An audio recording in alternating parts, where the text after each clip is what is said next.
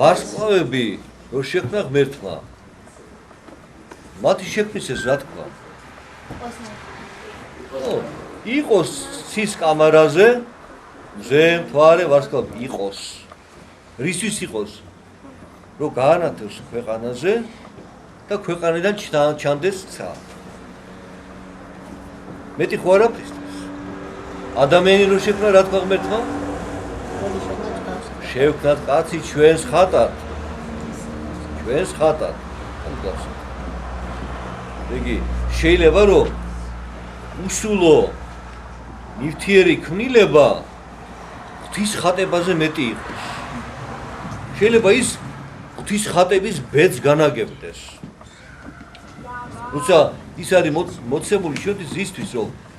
დავინახოთ სამყაროში კანონზომიერება ან თანავარსკვლავედები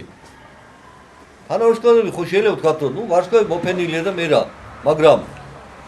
ზოდიაკოს ნიშნებს რომ ვიძახით ჩვენ და რაღაცა მისტიურ ძალებს ვანიჭებთ რა არის ზოდიაკოს ნიშნები ვინ მეტყვის აბა ასტრონომიას სწავლობთ სკოლაში არა ჩვენ ვსწავლობდით აი კომუნისტები ჩვენ ვასწავლით ასტრონომია ზოდიაკოს ნიშნები ეს არის თანავარსკვლავედები რომელიც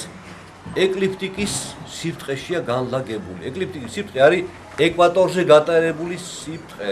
კოსმოსში. გლობუსი წარმოგიდგენიათ, ხო? ეკვატორზე სიბრტყე გატარდა და გააუშვა მთელს კოსმოსში.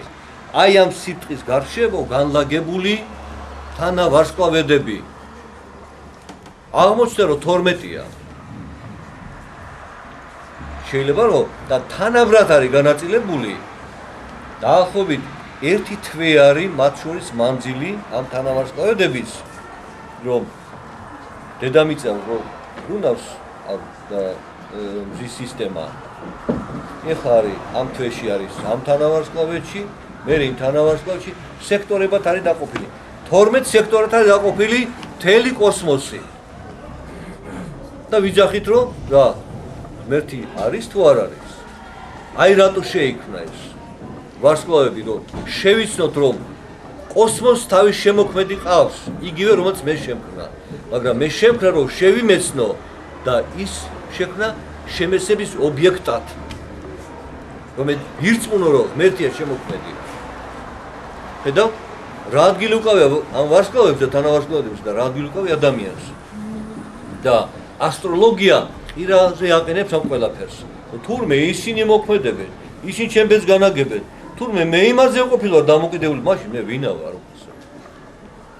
ღვთის ხატი ვარ თუ უსულო საგნების მონა